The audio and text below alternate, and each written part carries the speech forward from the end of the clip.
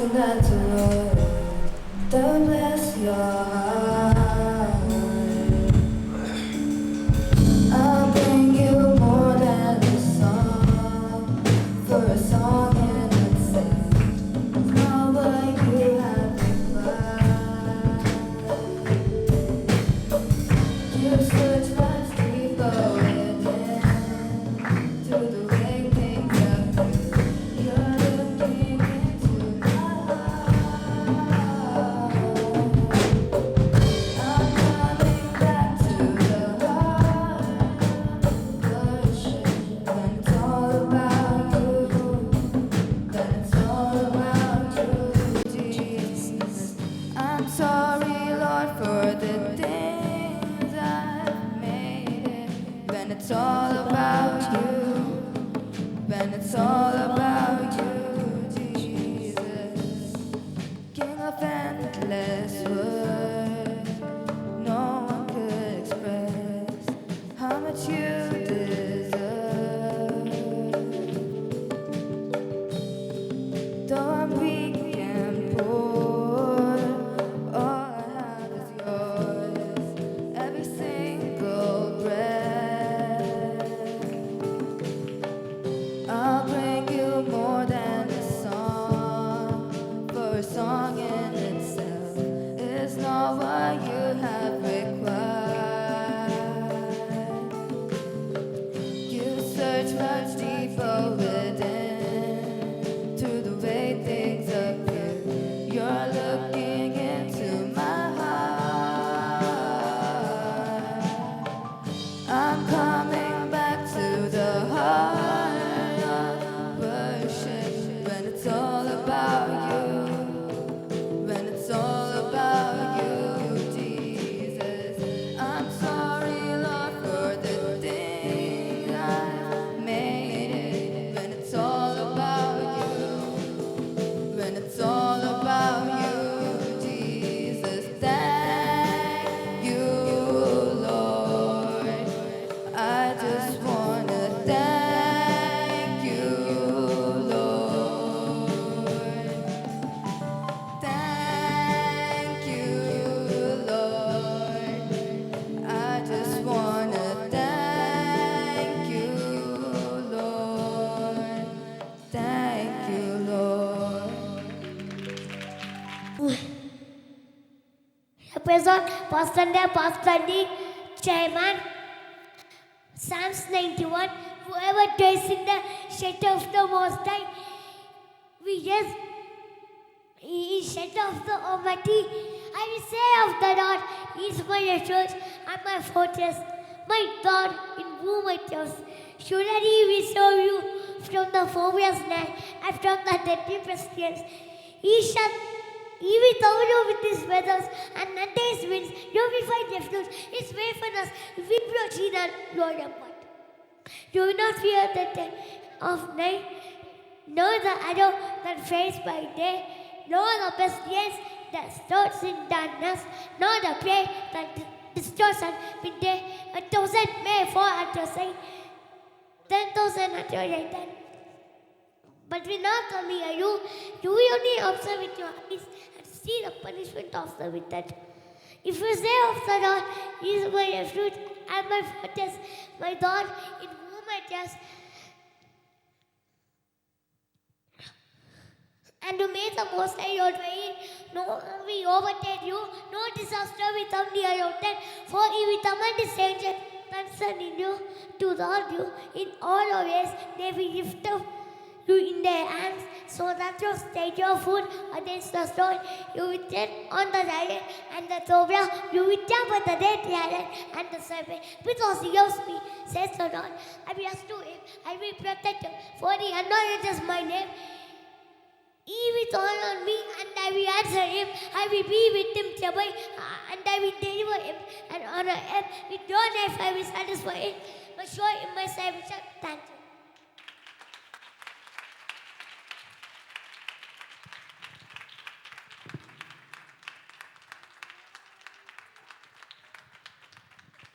Greetings to all in the matchless name of our Lord and Savior Jesus Christ. नीले आसमान के पार जाएंगे,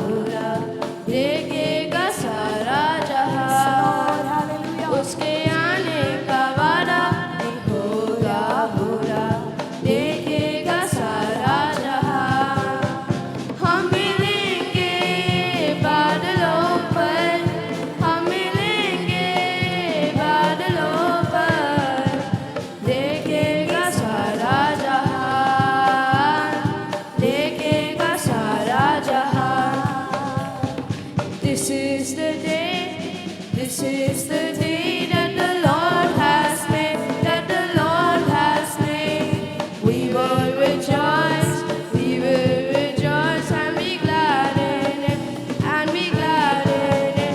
For this is the day that the Lord has made. We will rejoice and be glad in it. This is the day, this is the day that the Lord has made.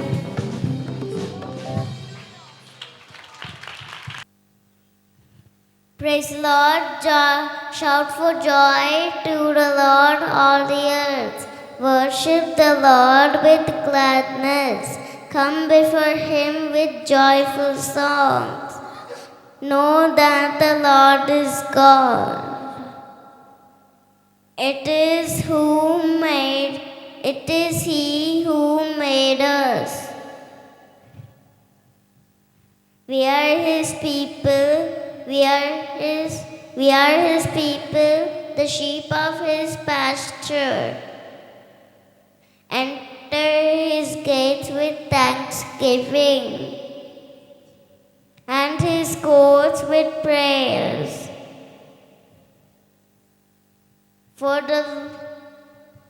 Give thanks to him and praise his name. For the Lord is good and love endures forever. His faithfulness continues all generations. Psalms 100:1-5.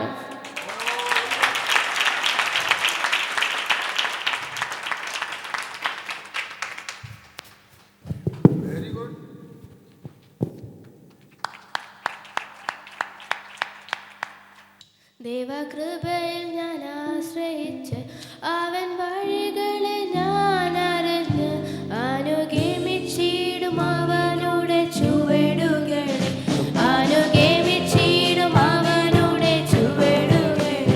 ദൈവകൃപയിൽ ഞാൻ ആശ്രയിച്ച് ഇഹലോകമോ തരികിൽ ഒരു സുഖവും മനഃശാന്തിയതും, ഇഹലോകമോ അരികിൽ ഒരു സുഖവും മനഃശാന്തിയതും.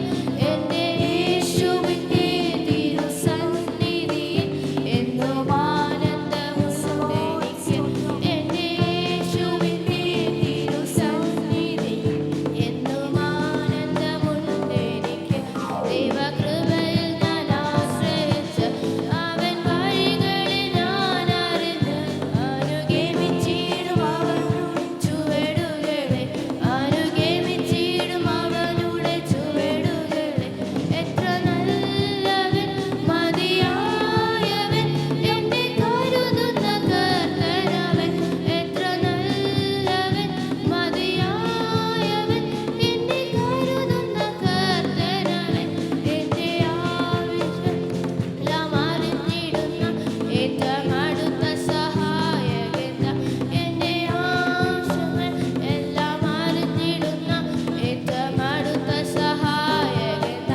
ദൈവകൃപയിൽ ഞാൻ ആശ്രയിച്ച് അവൻ വഴികളെ ഞാൻ അറിഞ്ഞ് അനുഗമിച്ചിടും അവനുടെ ചുവടുകളെ, അനുഗമിച്ചിടും അവനുടെ ചുവടുകളെ.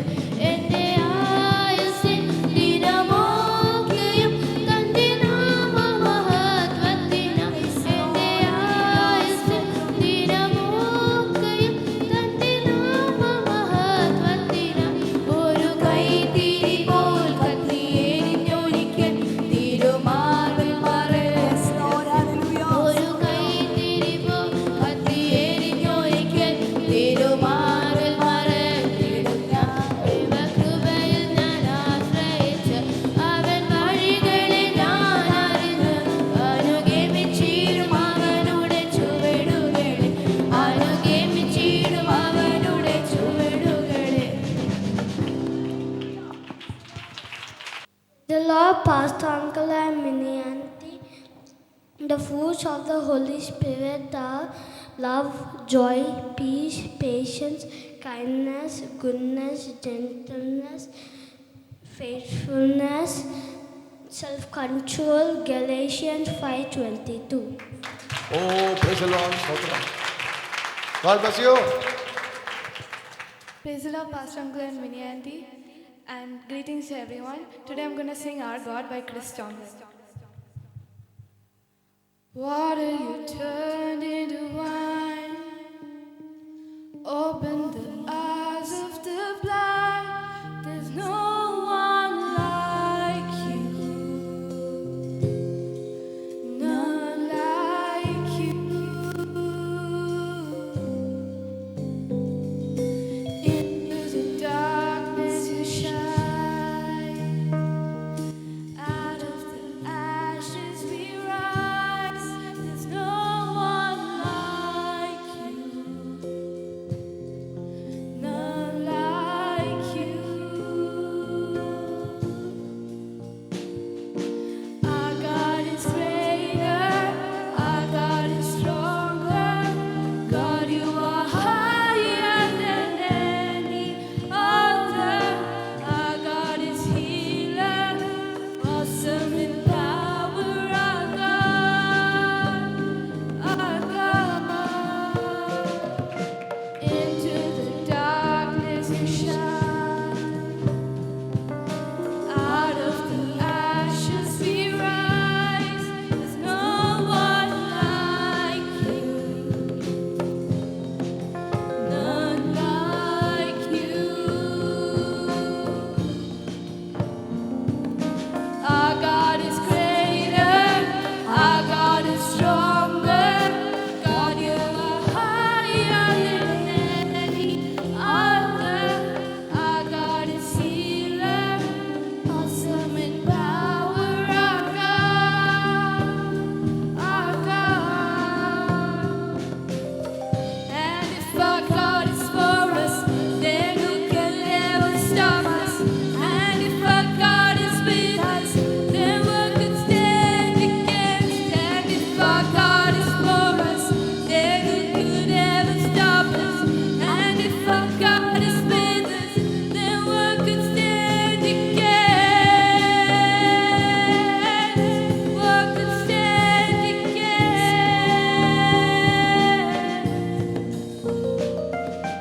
Our God is greater, our God is stronger. God, you are higher than any other. Our God is healer, awesome in power. Our God, our God. Praise the Lord, Pastor Uncle, Pastor Auntie. Greetings to you all in the names of the Lord. Old Testament, Genesis, Exodus, Leviticus, Numbers, Deuteronomy, Joshua, Judges, Ruth, 1 Samuel, 2 Samuel, 1 Kings, 2 Kings, 1 Chronicles, 2 Chronicles, Ezra, Nehemiah, Esther, Job, Psalm, Proverbs, Ecclesiastes, Song of Songs, Isaiah, Jeremiah, Lamentations, Ezekiel, Daniel, Hosea, Joel, Amos, Obadiah, Jonah, Micah, Nahum, Habakkuk, Zephaniah, Haggai, Zechariah, Malachi, New Testament, Matthew, Mark, Luke, John, Acts, Romans, 1 Corinthians, 2 Corinthians, Galatians, Ephesians, Philippians, Colossians, 1 Corinthians, 2 Corinthians, 1 Thessalonians, 2 Thessalonians, 1 Timothy, 2 Timothy, Titus, Philemon, Hebrews, James, 1 Peter, 2 Peter, 1 John, 2 John, 3 John, Jude, Revelation. In the Master's name of our Lord Savior Jesus Christ, today I'll be singing El Shaddai by Amy Grant.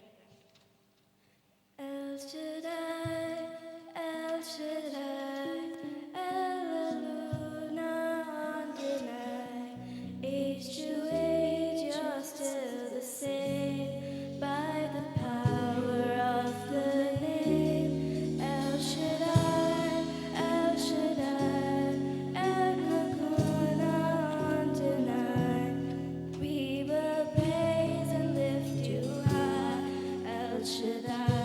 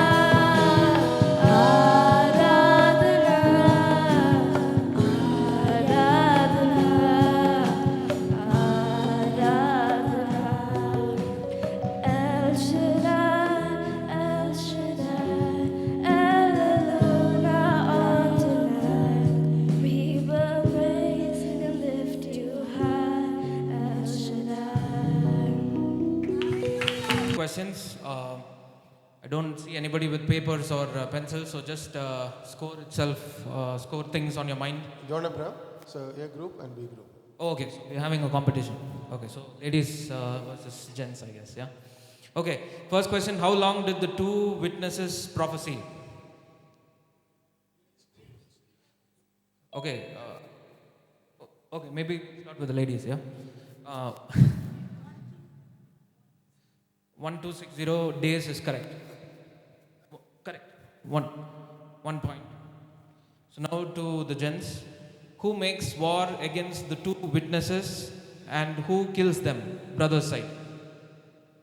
Who makes war against the two witnesses and who kills them? Only 30 seconds, we'll transfer it to the ladies. Sisters. That Antichrist is not correct. Sisters? Correct. Beast rising out of the bottomless pit. 2 points to the sisters.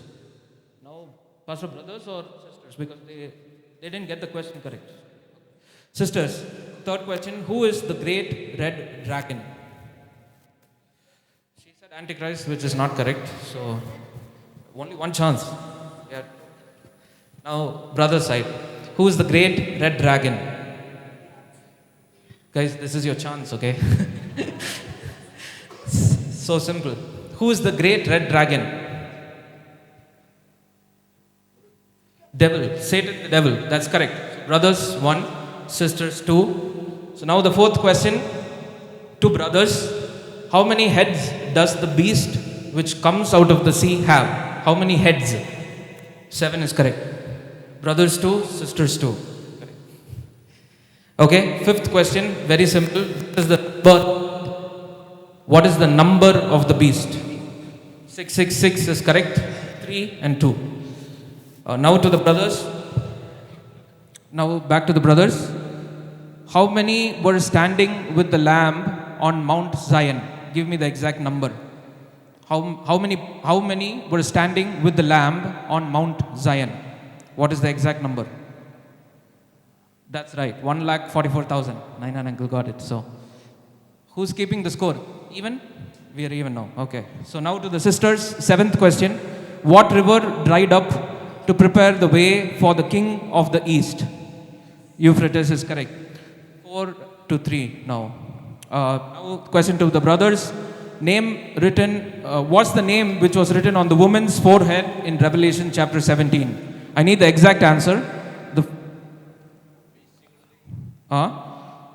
So I guess he said Babylon. What else? Mother of harlots, Babylon the Great. There are 2 more.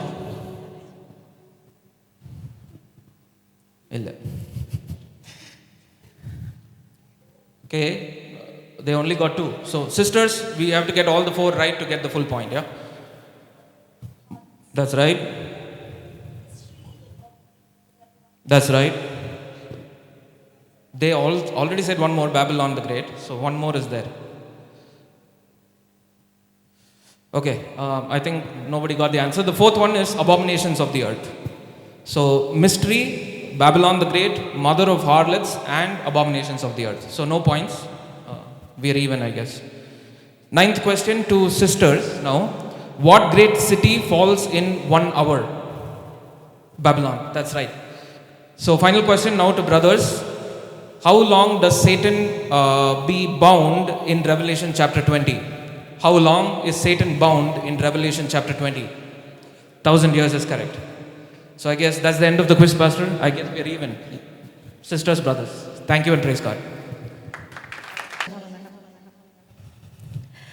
എന്നെ നടത്തും ആ പൊന്നുകരമോ ഓരോ നാളിലും കുറുകിയിട്ടില്ല. എന്നെ നടത്തും ആ പൊന്നുകരമോ ഓരോ നാളിലും കുറുകിയിട്ടില്ല. N ശബ്ദം കേൾക്കുന്ന ഒരു കാതലിക്കുണ്ട്.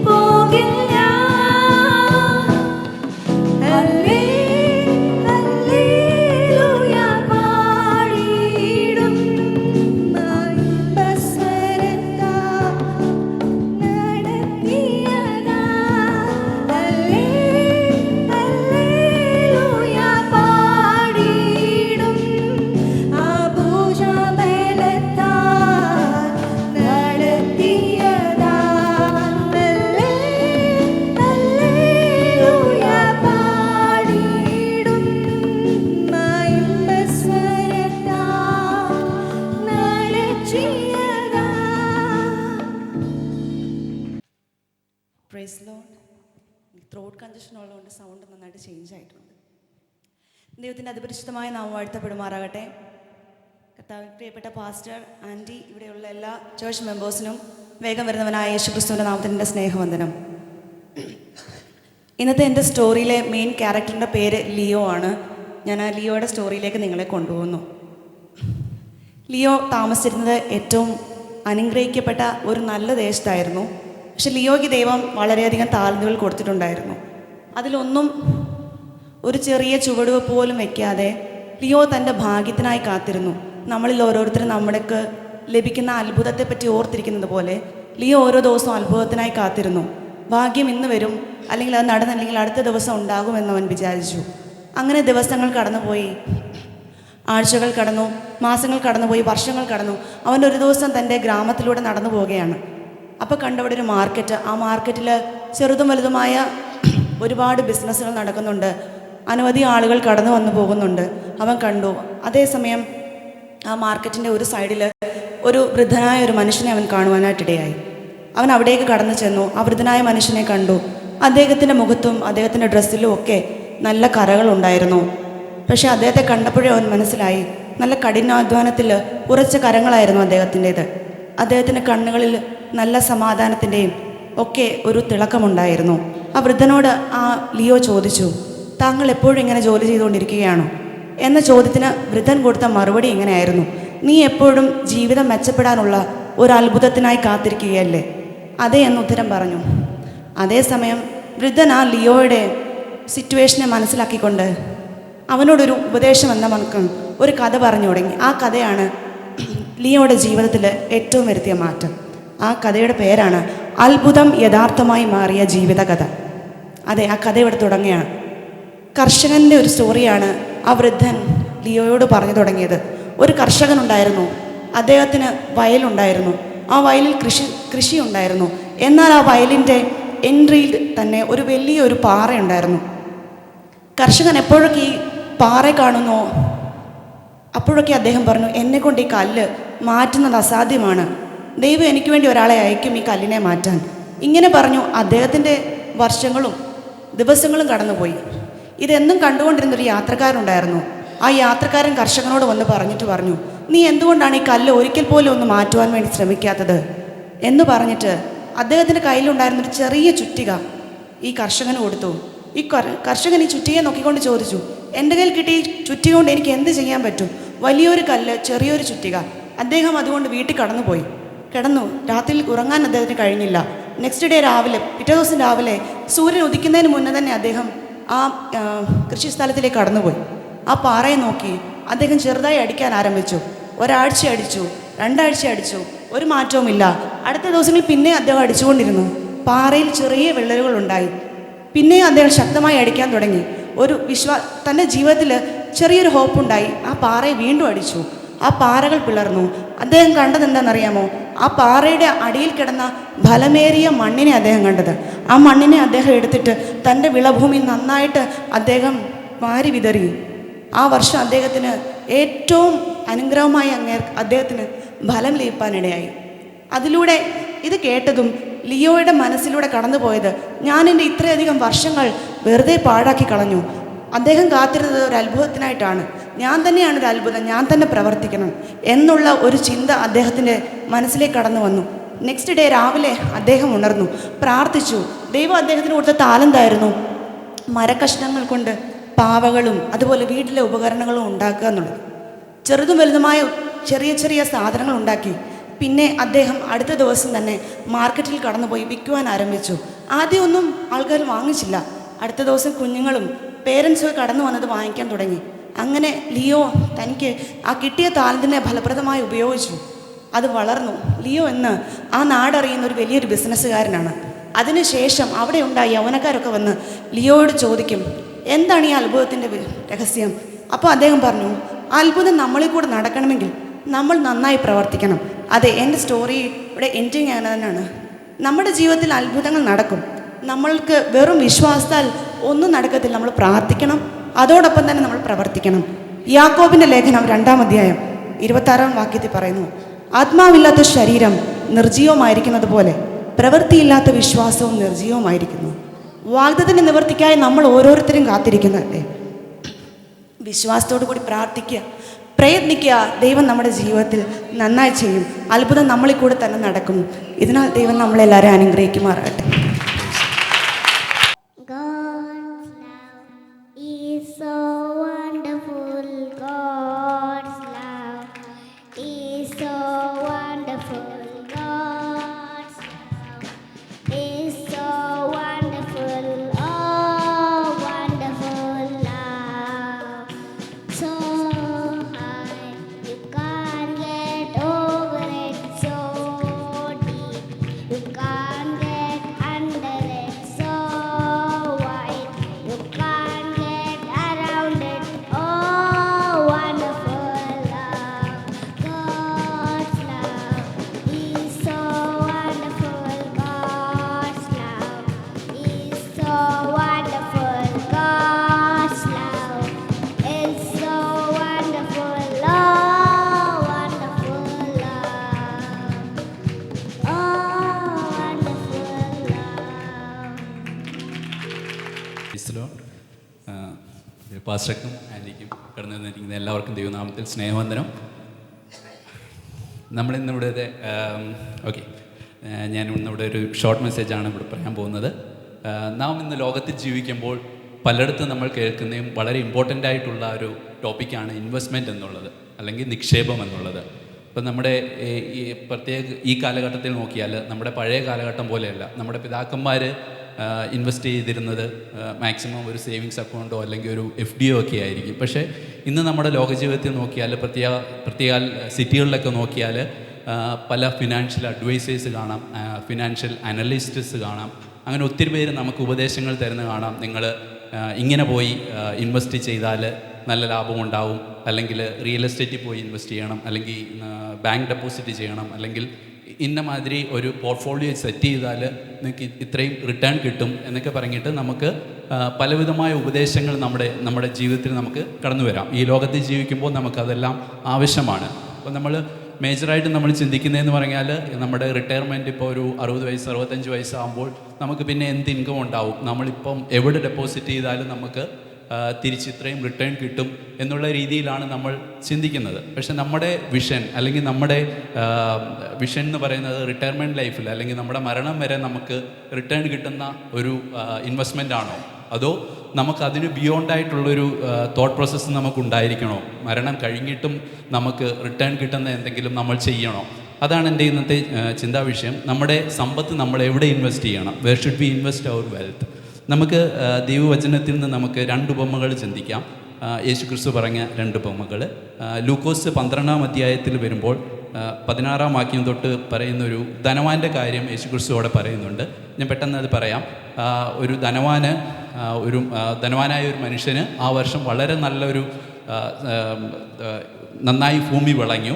അപ്പോൾ ആ ധനവാൻ ചിന്തിക്കുന്ന കാര്യമാണ്, ഞാനിനി എനിക്ക് ഇഷ്ടംപോലെ ധനമായി അല്ലെങ്കിൽ ഇഷ്ടംപോലെ വിളവ് കിട്ടി, ഞാൻ ഇനിയിപ്പോൾ എന്തോ ചെയ്യും? എൻ്റെ സ്റ്റോറേജ് ഫുള്ളായി, അതിന് ഞാൻ എന്തോ ചെയ്യും എന്ന് വിചാരിച്ച് മനസ്സിൽ തന്നെ പറയുകയാണ്, ഞാൻ എൻ്റെ ഇപ്പോഴത്തുള്ള സ്റ്റോറേജ് പൊളിച്ച് കളഞ്ഞിട്ട് അത് ഇച്ചിരൂടെ വലുതാക്കി ഈ പറയുന്ന കാര്യങ്ങളെല്ലാം സമ്പാദ്യമെല്ലാം ഞാൻ കൂട്ടി വെക്കാൻ പോവുകയാണ്. അപ്പോൾ അത് കഴിയുമ്പോഴത്തേന് എനിക്ക് ആവശ്യത്തിനുള്ളതായി, നെക്സ്റ്റ് ഇയർ തൊട്ട് എനിക്ക് തിന്ന് കുടിച്ച് സന്തോഷിക്കാൻ, എനിക്ക് എൻജോയ് ചെയ്യാനുള്ള എല്ലാ സമ്പത്തും എനിക്കായി, ഞാൻ ഇനി അങ്ങനെ എൻജോയ് ചെയ്യാൻ പോവുകയാണെന്ന് പറഞ്ഞിട്ട് അവിടെ ആ ധനവാൻ താൻ ചിന്തിക്കുകയാണ് ചെയ്യുന്നത്. പക്ഷേ ആ 20-ാം വാക്യം വരുമ്പോൾ അവിടെ ദൈവം ചോദിക്കുകയാണ്, ഈ രാത്രി ഞാൻ നിൻ്റെ പ്രാണനെ ഞാൻ നിന്നോട് ചോദിക്കും.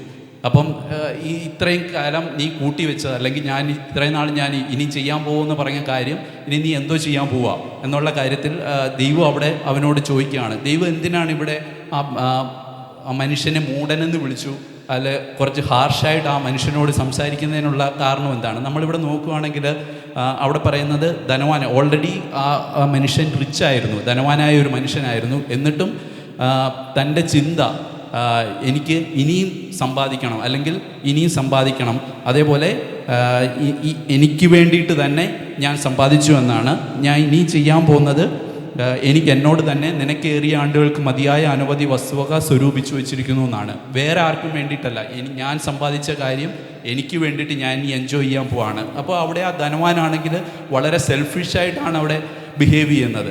അവിടെ ഒന്നും തൻ്റെ കൂടെ ഉള്ളവരെയോ അല്ലെങ്കിൽ തൻ്റെ കൂടെ ജോലി ചെയ്തവരെയോ അല്ലെങ്കിൽ തൻ്റെ സഹജീവികളെയോ ഒന്നും അവിടെ കൺസിഡർ ചെയ്യുന്നില്ല. പിന്നെ അതേപോലെ അവിടെ പറയുന്നു, എനിക്ക് അനവധി വസ്തുക്കൾ അല്ലെങ്കിൽ പ്ലെൻറ്റി ഓഫ് ഗുഡ്സ്, വളരെയധികം വസ്തുക്കൾ എനിക്ക് ആയിട്ടുണ്ട്, എന്നിട്ട് പോലും ഞാൻ വളരെ സെൽഫിഷായിട്ടാണ് അവിടെ ബിഹേവ് ചെയ്യുന്നത്. അതേപോലെ തന്നെ ആ ധനവാൻ ചിന്തിക്കുന്നില്ല തൻ്റെ ജീവൻ്റെ കൺട്രോൾ അല്ലെങ്കിൽ ജീവൻ്റെ അധികാരം ആരുടെ കയ്യിലാണ് എന്ന് അവിടെ ധനവാൻ ചിന്തിക്കുന്നില്ല. ഇതൊക്കെ കാര്യം കൊണ്ടാണ് ദൈവം അവനോട് ചോദിക്കുന്നത്, ഓക്കെ നീ ഇത്രയും നാൾ ഉണ്ടാക്കിയല്ലോ, ഓക്കെ ഇന്ന് ഞാൻ നിൻ്റെ പ്രാണനെ ചോദിക്കുവാണ്, ആ പണം കൊണ്ട് നീ ഇനിയിപ്പം എന്ത് ചെയ്യാൻ പോവുകയാണെന്നാണ് പറയുന്നത്. അടുത്ത ഒരു ഉപമ നോക്കുകയാണെങ്കിൽ അത് കഴിഞ്ഞിട്ട് ലൂക്കോസ് 16-ാം അധ്യായത്തിൽ വരുമ്പോൾ നമുക്കൊരു കാര്യവിചാരകനെ പറ്റിയിട്ട് കാണാൻ പറ്റും. ആ 16-ാം അധ്യായം 1-ാം വാക്യം തൊട്ട് വരുമ്പോൾ ഒരു ധനവാനായ ഒരു മനുഷ്യന് ഒരു കാര്യവിചാരകൻ അല്ലെങ്കിൽ ഒരു മാനേജർ ഉണ്ടായിരുന്നു. അപ്പോൾ ആ കാര്യവിചാരകൻ്റെ ജോലി നഷ്ടപ്പെടാൻ പോവുകയാണ്. അപ്പോൾ ആ നഷ്ടപ്പെടാൻ പോകുന്ന ജോലി നഷ്ടപ്പെട്ടാൽ ആ കാര്യവിചാരകൻ എന്ത് ചെയ്യും എന്ന് ആലോചിച്ചുകൊണ്ടിരിക്കുകയാണ്. അപ്പോൾ ആ കാര്യവിചാരകൻ വിചാരിക്കുകയാണ്, ഞാൻ ഇനി എൻ്റെ ജോലി പോയി കഴിഞ്ഞാൽ പിന്നെ ഞാൻ ഇനി എന്തോ ചെയ്യാൻ പറ്റും. അപ്പം ഉടനെ ആ കാര്യവിചാരകൻ ആ ധനവാൻ ആ ഉടയവന് കടം കൊടുത്തിരുന്ന എല്ലാവരെയും വിളിച്ചിട്ട് ആ കടമെല്ലാം ഇളച്ചു കൊടുക്കുകയാണ്. ആ 100 കടം വാങ്ങിച്ചവർക്ക് 50 കടമാക്കി ഇളച്ചു കൊടുത്തു, അല്ലെങ്കിൽ 100 കുട എണ്ണ വാങ്ങിച്ചവർക്ക് 50 ആക്കി കുറച്ചു കൊടുത്തു. ഇങ്ങനെ ആ ധനവാൻ്റെ ഉദ്ദേശം അവിടെ എന്താണെന്ന് വെച്ചാൽ, ഇങ്ങനെ ഇളച്ചു കൊടുക്കുമ്പോൾ അവനോട് മറ്റുള്ളവർക്ക് കമ്മിറ്റ്മെൻ്റ് ഉണ്ടാവും, അല്ലെങ്കിൽ ഒരു പ്രതിബദ്ധത ഉണ്ടാവും. അവർക്ക് ഫേവർ ചെയ്തു കൊടുത്തു, ഞാൻ അവർക്ക് ഇളവ് ചെയ്തു കൊടുത്തു എന്നുള്ള രീതിയിൽ അവർക്ക് ഇതുണ്ടാവും. അപ്പോൾ 16:4 പറയുന്നു, 16:8 പറയുന്നു, തനിക്ക് അനീതിയുള്ള മാമോനെ കൊണ്ട് നിങ്ങൾക്ക് സ്നേഹിതന്മാരെ ഉണ്ടാക്കിക്കൊള്ളുവിൻ എന്ന് ഞാൻ പറയുന്നു. അതായത് ഈ ജോലി പോയാലും തനിക്കൊരു സേഫായിട്ടുള്ളൊരു ഷെൽട്ടർ അവനവിടെ ഉണ്ടാക്കിയെടുക്കുകയാണ്, തനിക്ക് ഫ്രണ്ട്സിനെ ഉണ്ടാക്കിയെടുക്കുകയാണ്. അപ്പം ഇവിടെയുള്ള ആക്ടിനെ യേശുക്രിസ്തു അവിടെ ന്യായീകരിക്കുന്നില്ല. അവിടെ പറയുന്നത് അനീതിയുള്ള കാര്യവിചാരകൻ എന്ന് തന്നെയാണ്.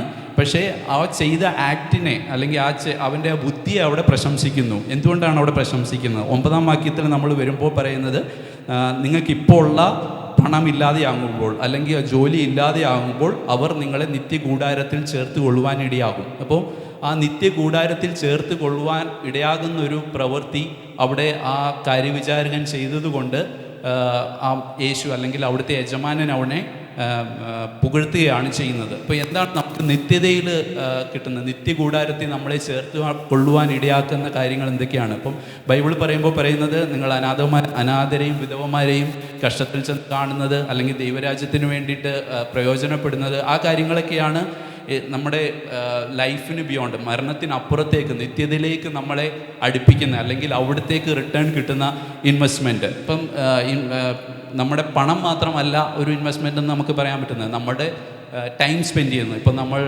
രോഗികളെ പോയി കാണാൻ, അല്ലെങ്കിൽ ചർച്ചിലുള്ള വയ്യാത്തവരെ പോയി കാണാൻ നമ്മൾ സ്പെൻഡ് ചെയ്യുന്ന ടൈം, അല്ലെങ്കിൽ ദൈവവേലയ്ക്കായി നമ്മൾ സ്പെൻഡ് ചെയ്യുന്ന ടൈം, ഇവിടുത്തെ ഫിസിക്കൽ എഫേർട്സ്, ചർച്ചിന് വേണ്ടി ചെയ്യുന്ന ഫിസിക്കൽ എഫേർട്സ് എല്ലാം നമ്മുടെ ഇതിനുള്ള ഒരു ഇൻവെസ്റ്റ്മെൻ്റാണ്. ആ നിക്ഷേപങ്ങളെല്ലാം നമ്മുടെ മരണം വരെ മാത്രമല്ല, അതിന് ബിയോണ്ടായിട്ടുള്ളൊരു ഇൻവെസ്റ്റ്മെൻ്റായിട്ട് നമ്മുടെ ജീവിതത്തിലുണ്ടാവും. ഇപ്പം നമ്മുടെ പ്രിയപ്പെട്ട ദൈവമക്കളെ, ആദ്യത്തെ ധനവാൻ്റെ കാര്യം നോക്കിയാൽ അവൻ ഈ ദൈവരാജ്യത്തിന് സമ്പന്നമാകാതെ തനിക്ക് വേണ്ടി തന്നെ സ്വരൂപിച്ച് ഈ ലോകത്തിൽ മാത്രം ജീവിച്ച ഒരു വ്യക്തിയാണ്. ഇപ്പോൾ രണ്ടാമത്തെ കാര്യവിചാരകനെ നോക്കിക്കഴിഞ്ഞാൽ തൻ്റെ ജോലി നഷ്ടപ്പെട്ട് കഴിഞ്ഞാലും എങ്ങനെ ജീവിക്കണം എന്നുള്ളൊരു ചിന്ത, അല്ലെങ്കിൽ നിത്യകൂടാരത്തിൽ തൻ്റെ ഫ്രണ്ട്സിനെ ചേർക്കുവാൻ വേണ്ടിയിട്ട്, ഫ്രണ്ട്സിനെ ഉണ്ടാക്കുവാൻ വേണ്ടിയിട്ട് പ്രവർത്തിച്ചൊരു വ്യക്തിയാണ്. അപ്പം നമ്മുടെ ജീവിതത്തിൽ നാം എങ്ങനെയായിരിക്കണം?